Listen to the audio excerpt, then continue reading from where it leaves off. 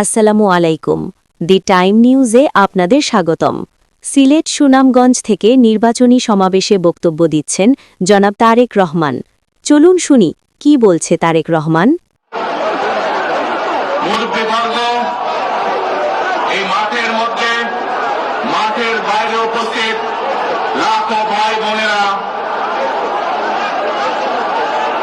সাংবাদিক ভাইরা, ধানের শীষের ভোটাররা, আসসালামু আলাইকুম। আসসালামু আলাইকুম। আপনারা ভালো আছেন?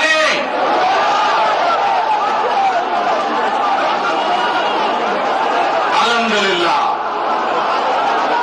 প্রিয় ভাই বোনেরা, এই যে আপনারা এখানে আজকে লক্ষ লক্ষ মানুষ আজ এখানে সমবেত হয়েছেন, এই লক্ষ লক্ষ মানুষ সমবেত হওয়ার এই পরিস্থিতি তৈরি করার জন্য হাজারো মানুষ প্রাণ বিসর্জন দিয়েছে গত 15 বছর। আপনারা আজকে এই যে লক্ষ মানুষ এখানে উপস্থিত হয়েছেন, আপনাদের যে রাজনৈতিক অধিকার প্রতিষ্ঠা করার জন্য, আপনাদের কথা বলার বাক স্বাধীনতার অধিকার, আপনাদের নিরাপত্তা পাওয়ার অধিকার প্রতিষ্ঠিত করার জন্য আজ যে আপনারা এখানে একত্রিত হয়েছেন, এই অধিকার প্রতিষ্ঠিত করতে গিয়ে আমরা আমাদের মাঝে থেকে ইলিয়াস আলীকে হারিয়েছি, আমরা আমাদের মাঝে থেকে জুনায়েদকে হারিয়েছি, আমরা আমাদের মাঝে থেকে দিনারকে হারিয়েছি। সারা বাংলাদেশে গত 15 বছর 16 বছরে যারা এই দেশ থেকে পালিয়ে গিয়েছে 1 বছর আগে, তারা যখন এই দেশের মানুষের টুটি চেপে ধরেছিল, তারা এই দেশের মানুষের বাক স্বাধীনতা কেড়ে নিয়েছিল, তারা এই দেশের মানুষের ভোটের অধিকার কেড়ে নিয়েছিল, তারা শুধু ভোটের অধিকার কেড়ে নিয়েই সন্তুষ্ট থাকেনি, তারা শুধু সাধারণ মানুষের কথা বলার অধিকার কেড়ে নিয়েই সন্তুষ্ট থাকে নাই, তারা ইলিয়াস আলী, জুনায়েদ, দিদারের মতন শত হাজারো মানুষকে তারা হত্যা করেছিল সেদিন। তারা বাংলাদেশের লক্ষ লক্ষ বিএনপি সহ লক্ষ লক্ষ সাধারণ মানুষকে গুম খুনের মামলা দিয়ে জর্জরিত করেছিল। প্রিয় ভাই বোনেরা, আমরা দেখেছি বিগত 15-16 বছরে উন্নয়নের নাম করে কিভাবে দেশের মানুষের সম্পদ লুটপাট করে বিদেশে পাচার করে দেওয়া হয়েছে। আজকে এই যে ঢাকা থেকে সিলেট বা সিলেট থেকে ঢাকার যে মহাসড়ক, 2005 সালে আমি এসেছিলাম, সুনামগঞ্জে বন্যা হয়েছিল, আমার আসতে আসতে লেগেছিল 4.5 ঘন্টার মতো, কিন্তু আজ আমরা দেখি 10 ঘন্টার মতন সময় লাগে। সিলেটের এই পুণ্যভূমির মানুষ, বহু মানুষ আছেন যারা লন্ডনে যাতায়াত করেন, লন্ডন যেতেও এত সময় লাগে না প্লেনে করে যেতেও। এই হচ্ছে আজকে উন্নয়নের ফিরিস্তি। প্রিয় ভাই বোনেরা, গত 15-16 বছরে আমরা দেখেছি কিভাবে একের পর এক নির্বাচনে ব্যালট বাক্স ছিনতাই হয়েছে, কিভাবে অনিদানি নির্বাচন হয়েছে, কিভাবে নিশিরাতে নির্বাচন হয়েছে, এবং এই নির্বাচনগুলোর মাধ্যমে, তথাকথিত নির্বাচনের মাধ্যমে বাংলাদেশের মানুষের ভোটের অধিকার তথা রাজনৈতিক অধিকারকে কেড়ে নেওয়া হয়েছিল। আজ আমরা এখানে একত্রিত হয়েছি, সেই মানুষগুলো জীবনের বিনিময় যারা আমাদের সকলের জন্য রাজপথে নেমে এসেছিল। আমরা আজ এখানে একত্রিত হতে পেরেছি সেই মানুষগুলোর ত্যাগের বিনিময়ে যারা বিভিন্নভাবে নির্যাতিত হয়েছে, অত্যাচারিত হয়েছে, পঙ্গুত্ব বরণ করেছে। 2024 সালের 5ই আগস্ট ছাত্র জনতার অভ্যুত্থানের ভিতর দিয়ে বাংলাদেশের মানুষ 71 সালে যেভাবে দেশকে স্বাধীন করেছিল, 2024 সালের 5ই আগস্ট সেই স্বাধীনতাকে বাংলাদেশের মানুষ রক্ষা করেছে তাদের অধিকারকে প্রতিষ্ঠিত করার জন্য। প্রিয় ভাই বোনেরা, এখানে বহু মুরব্বী উপস্থিত আছেন, বহু মুরব্বী উপস্থিত আছেন যারা কালের সাক্ষী শহীদ রাষ্ট্রপতি জিয়াউর রহমানের সময় কিভাবে দেশে বহুদলীয় গণতন্ত্র রচিত হয়েছে। বহু ভাই বোনেরা এখানে উপস্থিত আছেন যারা কালের সাক্ষী দেশ নেত্রী খালেদা জিয়ার সময় কিভাবে দেশে সংসদীয় গণতন্ত্রের ভিত্তি রচনা করা হয়েছিল। প্রিয় ভাই বোনেরা, একটু আগে আমরা বলেছি, আমি আমার বক্তব্যে বলেছি, ঢাকা সিলেট মহাসড়কের উদাহরণ দিয়ে যে কিভাবে এই দেশের তথাকথিত উন্নয়ন করার নামে দেশ থেকে মানুষের অর্থ লুটপাট করে নিয়ে যাওয়া হয়েছে। আমরা এই অবস্থার পরিবর্তন করতে চাই। প্রিয় ভাই বোনেরা, আপনারা কি আমার সাথে আছেন এই অবস্থার পরিবর্তন করতে? আলহামদুলিল্লাহ। প্রিয় ভাই বোনেরা, আমরা সারা বাংলাদেশের কৃষক ভাইদের পাশে দাঁড়াতে চাই। যদি ইনশাল্লাহ আপনারা আগামী 12 তারিখে ধানের শীষকে জয়যুক্ত করেন, জয়যুক্ত করতে পারেন, আমরা ইনশাল্লাহ সারা বাংলাদেশের কৃষকদের পাশে তাহলে দাঁড়াতে পারবো। আমাদের চান কৃষক ভাইদের পাশে? আলহামদুলিল্লাহ। প্রিয় ভাই বোনেরা, আমরা দেখেছি শহীদ রাষ্ট্রপতি জিয়াউর রহমানের সময় এইভাবে খাল খনন করা হয়েছিল সারা বাংলাদেশে, এবং সেই খাল খনন করার মাধ্যমে কৃষকদের সেচ সুবিধা সহ মানুষের পানির সমস্যার সমাধান হয়েছিল। জানেন আপনারা যে খাল খনন নিয়ে কে কে জানেন? কে খাল খননের কথা শুনেছেন? এই তো হাজারো মানুষ হাত তুলেছে। প্রিয় ভাই বোনেরা, বিএনপি ইনশাল্লাহ 12 তারিখের ভোটে নির্বাচিত হলে আমরা আবার খাল খনন কর্মসূচি শুরু করতে চাই। এই সারা দেশে, সিলেটের মানুষ সারা দেশে খাল খনন শুরু করতে চাই। কারা কারা খাল খনন করতে চান? আলহামদুলিল্লাহ। আমরা দেশে খাল কাটবো, দেশের নদীতে পানি নিয়ে আসবো, খালে বিলে পানি নেবো। কেন? আপনাদের মনে আছে কয়েক বছর আগে কিভাবে ওই পাশ থেকে পানি ছেড়ে দেওয়া হয়েছিল, সারা সিলেট শহর ভেসে গিয়েছিল বন্যার পানিতে, মনে আছে? সেজন্যই আমরা বলেছি একটি কথা, আমরা দেখেছি গত 15-16 বছর কিভাবে এই দেশকে অন্য দেশের কাছে বন্ধক দিয়ে দেওয়া হয়েছিল। সেজন্যই আমি বলেছি, দিল্লি নয়, দিল্লি নয়, নয় অন্য কোনো দেশ, সবাইকে বাংলাদেশ।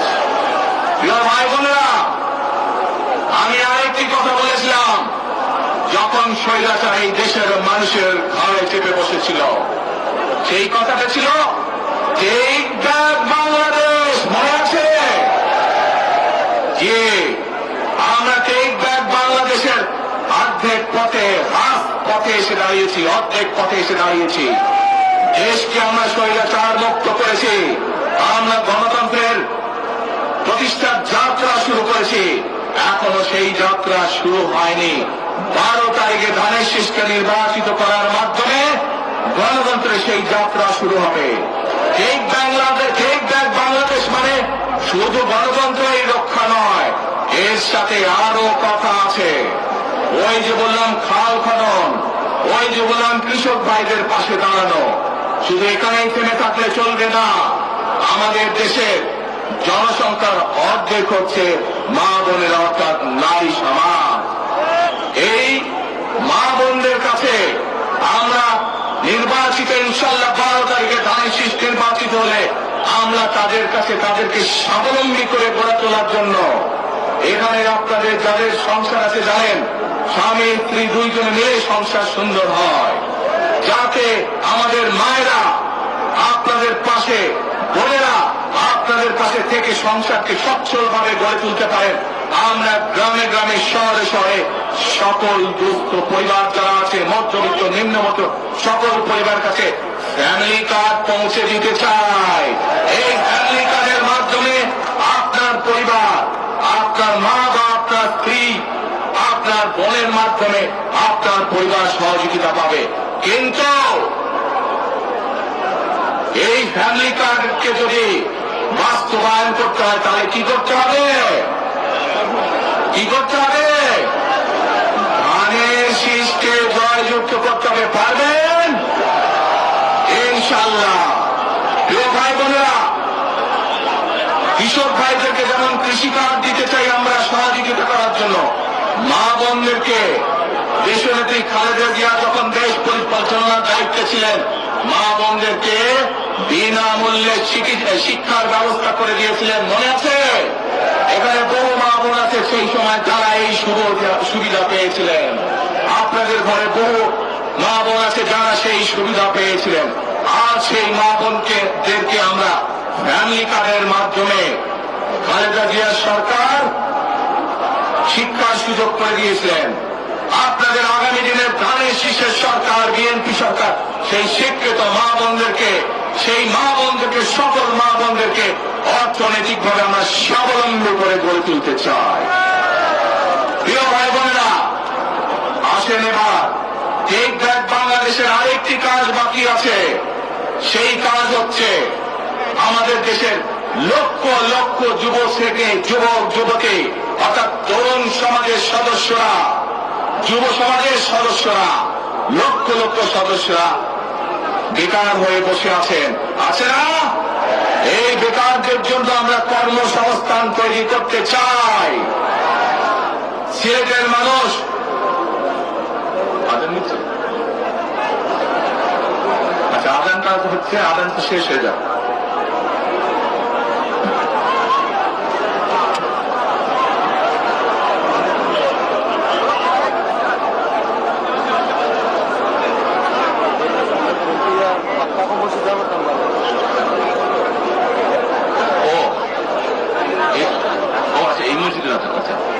প্রিয় ভাই বোনেরা, এই দরগার মসজিদের আজান শুরু হলে আমরা কিছুক্ষণ বিরতি দিব আজানটা শেষ হওয়া পর্যন্ত। তাহলে তার আগে বক্তব্য রাখি নাকি? আচ্ছা, এই যে লক্ষ লক্ষ ভাই বোনেরা, সিলেটের মানুষ, অধিকাংশ মানুষ কোথায় যায়? লন্ডনে, তাই না? আরো অন্যান্য দেশে যায়। কিন্তু এই যে মানুষগুলো যাচ্ছে, এই মানুষগুলোকে আমরা বিভিন্নভাবে ট্রেনিং দিতে চাই। ট্রেনিং দিয়ে ভাষা শিক্ষার মাধ্যমে আমরা এই মানুষগুলোকে দক্ষ করে গড়ে তুলতে চাই। সিলেটের বহু মানুষ সাউথ আরব সহ মধ্যপ্রাচ্যের বিভিন্ন দেশে যায়। আমরা এই মানুষগুলোকে দক্ষ করে গড়ে তুলে কর্মসংস্থানের সুযোগ তৈরি করতে চাই। কিন্তু সেই সুযোগ তৈরি করা একমাত্র তখনই সম্ভব যখন কে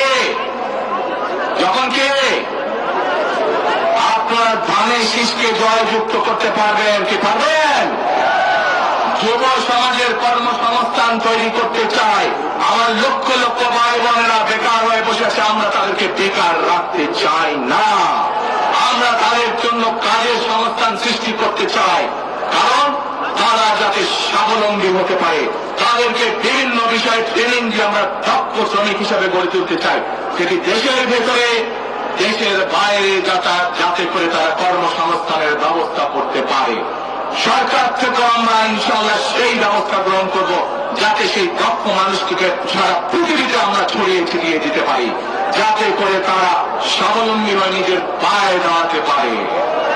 প্রিয় ভাই বোনেরা, আমরা বহু মানুষের জীবনের ত্যাগের বিনিময়ে আজকে এই গণতন্ত্রকে আমরা প্রতিষ্ঠিত করার পথে এগিয়ে যাচ্ছি। কিন্তু আমরা বিগত কিছুদিন ধরে খেয়াল করে দেখছি, বাংলাদেশের কোন মহল, এই দেশের ভেতরে কোন কোন মহল ষড়যন্ত্রের চেষ্টা করছে। গত কয়েকদিন ধরে আপনারা দেখেছেন, পত্র পত্রিকায় এসেছে, বিভিন্ন সোশ্যাল মিডিয়াতে এসেছে, মধ্যপ্রাচ্য সহ বিভিন্ন দেশে পোস্টাল ব্যালট যেগুলো পাঠানো হয়েছে, সেগুলোকে কিভাবে ডাকাতি করা হয়েছে। ঠিক যারা এই দেশ থেকে পালিয়ে গেছে তারা যেভাবে আপনাদের ভোট ডাকাতি করেছিল, ঠিক একইভাবে আবার সেই ষড়যন্ত্র শুরু হয়েছে। দেখেছেন আপনারা? দেখেছেন? প্রিয় ভাই বোনরা, সেই ষড়যন্ত্রের বিরুদ্ধে সজাগ থাকতে হবে। বিদেশে বসে তারা ষড়যন্ত্র করছে, একইভাবে আপনাদের আবার যে ইলিয়াস আলী, দিদার, জুনায়েদ সহ হাজারো মানুষের প্রাণের বিনিময়ে যে অধিকার আমরা অর্জন করেছি, 24-এ গণ আন্দোলনের, জনগণের আন্দোলনে সিলেট শহরে 13 জন আমাদের জীবন দান করেছে, 13টি প্রাণ ঝরে গিয়েছে আমাদের। প্রিয় ভাই বোনেরা, এই প্রাণগুলোর বিসর্জনের মাধ্যমে আমরা যে অধিকার আদায়ের পথে নেমেছি, একটি কুচক্রী মহল এর ভিতরে ষড়যন্ত্র শুরু করে দিয়েছে। দেশের ভেতরেও তাদের ষড়যন্ত্র থেমে নেই, কিন্তু 2024 সালের 5ই আগস্ট এই বাংলাদেশের জনগণ প্রমাণ করে দিয়েছে যে বাংলাদেশের জনগণ ঐক্যবদ্ধ থাকলে, ঐক্যবদ্ধভাবে নেমে আসলে যে কোন ষড়যন্ত্রকে বাংলাদেশের মানুষ প্রতিহত করতে পারে। পারবেন আপনারা প্রতিহত করতে? ইনশাআল্লাহ। প্রিয় ভাই বোনেরা, এখন আমি আপনাদের সামনে একটি প্রশ্ন করতে চাই। এইখান থেকে আমার সামনে যারা বসে আছেন, এর মধ্যে থেকে মুরব্বী যারা বসে আছেন, ওমরা বা হজ করতে গিয়েছেন, এরকম একজন হাত তুলেন, ওমরা বা হজ করে আসছেন একজন মুরব্বী মানুষ, ওই যে লাল টুপি পরে নিয়ে আসো তোমাকে। আপনি আসেন দেখি সামনে, সামনে আসেন, আমার কাছে আসেন।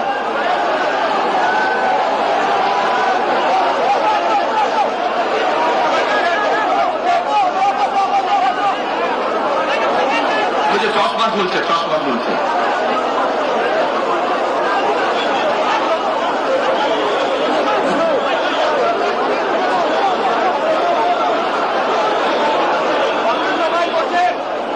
আপনারা বসেন, উনি এখনই মঞ্চে উঠবে, আপনারা সবাই দেখতে পারবেন কে মানুষটা।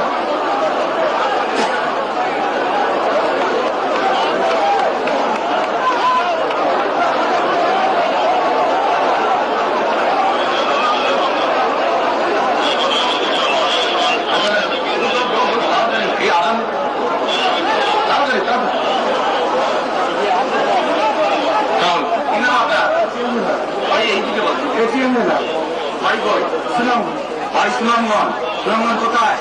এই সুনামগঞ্জের মানুষ আছে এখানে? এই লোক আপনাদের মানুষ?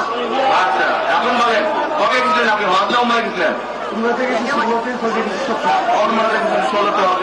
এখন আমাকে বলেন, আপনি তো উমরা হজ করেছেন, আপনি কাবা শরীফে গেছেন, কাবা শরীফের মালিককে জোরে বলেন আল্লাহ।